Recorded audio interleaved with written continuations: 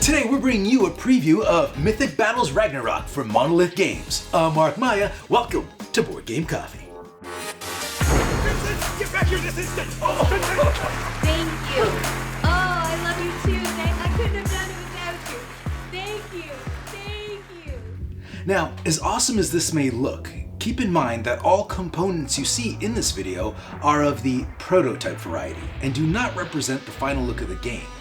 With that said, let's get back to the preview. Mythic Battles Ragnarok has got to be one of the most badass titles in board games, like painted on the side of a van level badass. In addition to the badassery of its title, it's also a 2 to 4 player skirmish-based combat game set in the world of Nordic mythology, which you can play as a straight up me versus you type of thing, where we try to take out each other's divinities, or be the first team to absorb 4 divine stones. Or maybe you want more of a thematic experience, in which case you're going to want to play one of the pre-designed scenarios that Monolith has put together for you. Or maybe you're looking for something a little more involved, like a campaign. Well, string a bunch of those scenarios together as per Monolith's instructions, and voila! You got yourself a campaign. See what I did there with a voila? Yep. It's French, because Monolith is in France. Wow. Yeah. You're practically bilingual. I don't care for your tone. Anyway, however you want to throw down, Mythic Battles Ragnarok has got the hookup. Now, there are a lot of skirmish-based games out there, but few measure up to the thematic scale of Mythic Battles Ragnarok. Gods, titans, heroes, and monsters going head-to-head in the most epic of combats, in the face of insurmountable odds, for this is Ragnarok! Oh, and the human troops, they showed up too. I mean, yeah, at first glance, it might not seem like the fairest of fights, but they can hold their own. Yeah, they die a lot, but there's a lot of them to die, so, broken homes aside, it all evens out in the end. When's Daddy coming home? Although troop units are made up of mostly disposable humans that don't even merit a personal dashboard due to the alarming rate at which they die, there are a few rare humans that stand out amongst the rest. The best of the best are heroes. Now, heroes, along with gods, titans, and monsters, each come with their own personal dashboard that lists all their talents, powers, and tracks all their stats with this neat little slidey window thingy. You see, each time one of these guys, girls, or things takes damage, this slider moves down, which impacts the potency of their stats. The reason the troops don't have these boards with their fancy sliders is because, well, they die with a single hit, so no tracking necessary. Speaking of death, Mythic Battles Ragnarok's combat system is rather unique. There's this whole 2-part system where you roll once for your initial attack, sacrifice dice to increase the value of others, then reroll any dice valued at 5 and add the new result to the 5 you just rerolled. And every result equal to or higher than your target's defense scores a hit. After all that's done, they get a chance to attack you back, and then you do it all over again.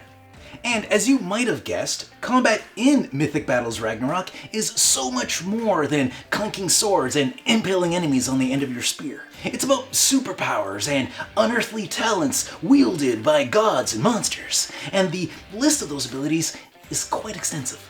Freya, for example, can teleport around the battlefield, and when Loki is the target of an attack, he can swap places with an allied unit, making them the target of the attack. What a dick move. Beowulf can change the blank result of a die into a 5. Hell, even troops have talents that let them regenerate at the end of the turn or roll an extra attack die. The list goes on. Oh, and I can't forget the Jarls. Jarls are troop-specific abilities that you can mix and match each time you play. This adds a nice bit of variety because combining different Jarls with different troop talents gives you the ability to customize how you play your army. For example, attaching Eric Bloodaxe to a troop will improve that troop unit's attack by +2, but that unit will suffer 1 automatic wound at the end of the activation. which doesn't sound like much of a deal. But combine that with the Oathbreaker's ability to regenerate a unit at the end of activation, and you got yourself a winning combo. But unlike other abilities that come prepackaged with your units, Jarls are obtained with the use of recruitment points. You see, at the start of the game, depending on your player count, each player starts with a certain amount of recruitment points that they use to recruit units in what is best known as the draft. Going around the table, players take turns spending their points recruiting units, and during this process, they can also recruit Jarls to attach to their troops. And any leftover recruitment points you might have get transferred into these rune cards. Have 2 points left over? Draw 2 rune cards. This works as a pretty fair payout actually, because if you want to do anything with certain units, you're going to need cards to do it. A big part of Mythic Battle Ragnarok's gameplay revolves around your deck.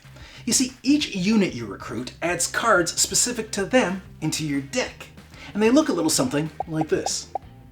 Now, you might have noticed that there's not a whole lot of text on these cards, and that's because the cards themselves are not where the powers lay. They're more like keys used to unlock your powers. If I play a card with a picture of Thor on it, that means I get to activate Thor, and by default, him and everyone else, for the most part, has access to 3 simple actions: walk, attack, and claim, and 4 complex actions: run, deploy, absorb, and ascend. Some characters also have unique powers that they can activate, although some of those powers will require these Art of War cards as an additional cost to trigger. You'll get a bunch of these in your deck based on the units you select, and a few bonus ones during the initial setup. There are also these rune cards you can pick up that'll do the same thing. They do other things as well, but that's for a different video. And if you ever find yourself with a full hand of activation cards belonging to defeated non-troop units, you can sack 2 of those in place of an Art of War card. That way, the cards of the dead aren't just clogging up your deck. Okay, so I've been talking plenty about units, cards, powers, etc. But there's one major player in this game that we haven't touched on yet, and it's huge. Not you. Terrain. Terrain plays a huge part in Mythic Battles Ragnarok's gameplay, because there's so much of it, and each type adds a new gameplay mechanic to the battlefield that you'll have to contend with, or learn to use to your advantage. For example, you can move through burning terrain, but unless you're fireproof, you're going to get hurt doing it. You can use the trees in forest terrain as cover against ranged attacks. You can't pass through or see through rocks, but if you can manage to climb them, it'll give you a great vantage point of the entire battlefield. And that's just 3 examples. Now, this isn't a review video, but I don't have to play this to tell you that the artwork is fantastic. I have played it though, I just didn't have to play it to appreciate it. The art, I mean. But speaking of appreciating beautiful things, I have one right here in front of me. No. Aren't these minis amazing? Oh. I mean, this isn't a review, but I thought you should know. Now, if this sounds like a game you'd be interested in, check them out on Kickstarter. Thanks for joining us. If you like this video and you want to see more, subscribe to our channel. It's the best way to keep up to date with everything we do here at Board Game Coffee. But if you want to see more right now, we got plenty of videos to choose from. And if that's not enough, follow us on Instagram, Facebook, and Twitter. I'm Mark Maya, and this is Board Game Coffee. And remember, have fun, keep gaming, be social. See you next week.